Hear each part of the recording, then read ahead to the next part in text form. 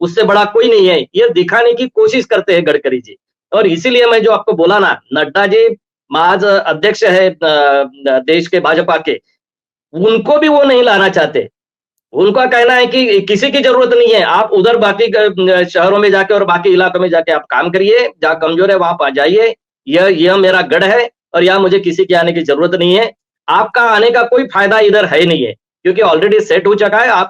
आप यहाँ आप मेरे से कोई बड़ा है वो नहीं आना चाहिए। हालांकि स्मृति ईरानी आई है वहां, स्मृति ईरानी आई है, तो इसका मतलब सीधा सीधा है कि उनके ऊपर जितने भी कद्दावर या पोस्ट से हो या फिर अनुभव से हो, वो नहीं आएंगे। उनके नीचे आ सकते हैं, वो पब्लिक को एड्रेस कर सकते हैं, लेकिन कि ऊपर वो कोई नहीं आएंगे। ऐसा उन्होंने जो 19 में मैसेज किया था, वही उन्होंने 2024 में भी वो मैसेज छोड़ने की कोशिश की है।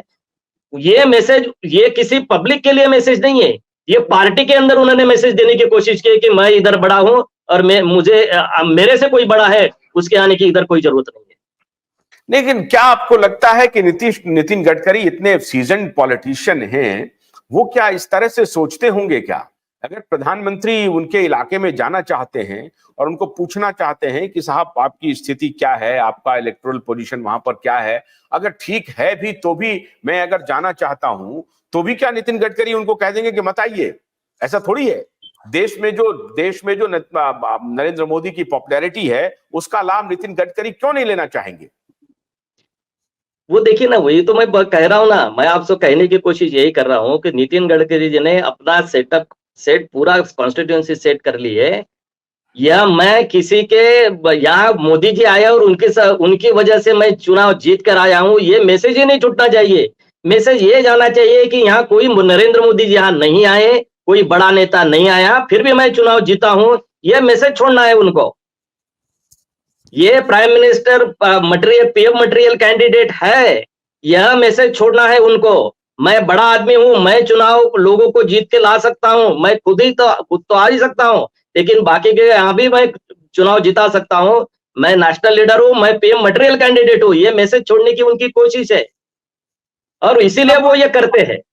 पार्टी के अंदरूनी पॉलिटिक्स में नितिन गडकरी ये संदेश देना चाह रहे हैं कि भाई महाराष्ट्र में पर्टिकुलरली विदर्भ का जो रीजन है, चाहे वो गोंडिया है या बुल्ढाना है या अकोला है, यवतमाल है, चंद्रपुर है और नागपुर है, ये जो पूरा इलाका है इसमें आप मत आइए।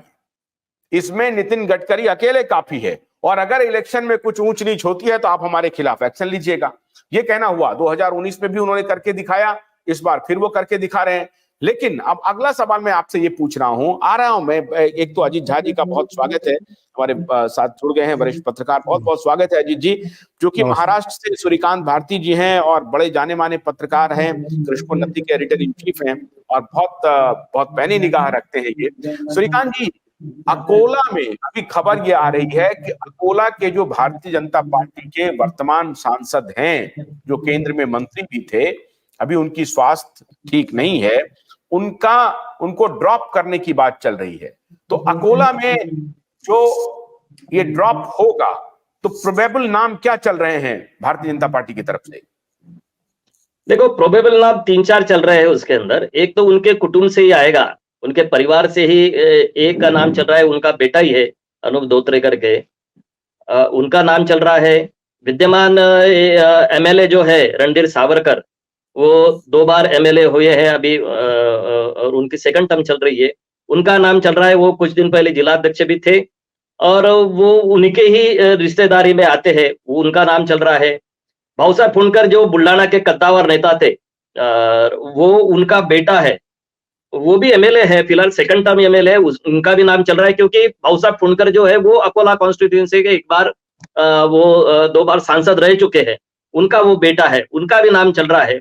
स्थिति ऐसी है, देखिए कि ये धोत्रे जी के फैमिली में जाना चाहिए, उनके परिवार में रहना चाहिए। ये पार्टी के अंदर जो भी अभी पार्टी यहाँ चलाते हैं, जो भाजपा के, जो रणधीर सावरकर जिनके ऊपर प्रभाव है, जो एमएलए है भाजपा के, वो चाहते हैं कि अनूप धोत्रे को टिकट मिले, यानी उनके परिवार में, धोत्रे परिवार में टिकट रहे, ऐसी उनका चल रहा है। वो खुद खड़ा होना चाहिए। पार्टी कहती है कि आप रणधीर सावरकर खुद खड़े हो, क्योंकि अनूप धोत्रे का नाम पूरे कॉन्स्टिट्यूंसी में किसी को पता नहीं, पता है लेकिन उनका कोई काम नहीं है, वो अभी अभी 6-7 महीने या फिर साल भर पहले वो काम में आए और उनके भी पोस्टर में उनके फोटो दिखने लगे। लेकिन जो पार्टी स्तर के ऊपर जो काम होना चाहिए वो उनका नहीं है। जो संजय जी धोत्रे उनके पिताजी थे उनका है, इन्होंने कभी एक्टिव पॉलिटिक्स में काम नहीं किया अनूप धोत्रे में। इसलिए वो रणधीर सावरकर को कहते हैं कि आप खड़े हो जाइए।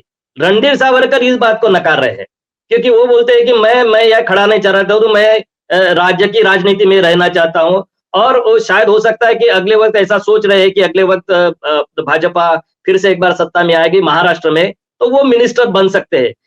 अगर वो खासदार बन गए, एमपी अगर बन गए, तो उनका कोई मिनिस्टर का कोई वो जो इनकी अपनी आकांक्षा है वो तो पूरी नहीं हो पाएगी।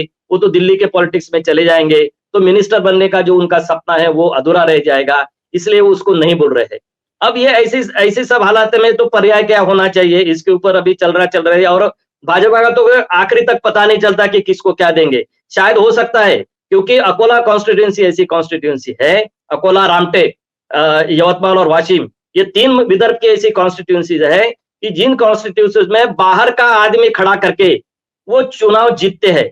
जैसे गुलाम नबी आजाद भी यहाँ से चुनाव जीत कर गए हैं, वसंत साठे यहाँ से चुनाव जीत कर गए हैं, रामटेक से नरसिंह राव चुनाव जीत कर गए हैं। तो ऐसे बाहर के लोग आकर यहाँ चुनाव जीत कर चले जाते हैं। उसी तरीके से कोई ऐसी चर्चाएं चल रही कि बाहर का कोई आदमी इस कॉन्स्टिट्यूएंसी में लाकर खड़ा कर दे और उसको चुनाव जिता दे। इस तरह से भी अभी चर्चा चल रही है। नाम तो अभी कोई फाइनल नहीं हुआ है, वो तो सिर्फ अमित शाह और मोदी जी को ही पता होगा। भोलानाथ के 2-in-1 बैटरी ऑपरेटेड हार्वेस्टर कम ब्रश कटर के साथ ट्रॉली अतिरिक्त लागत पर उपलब्ध है।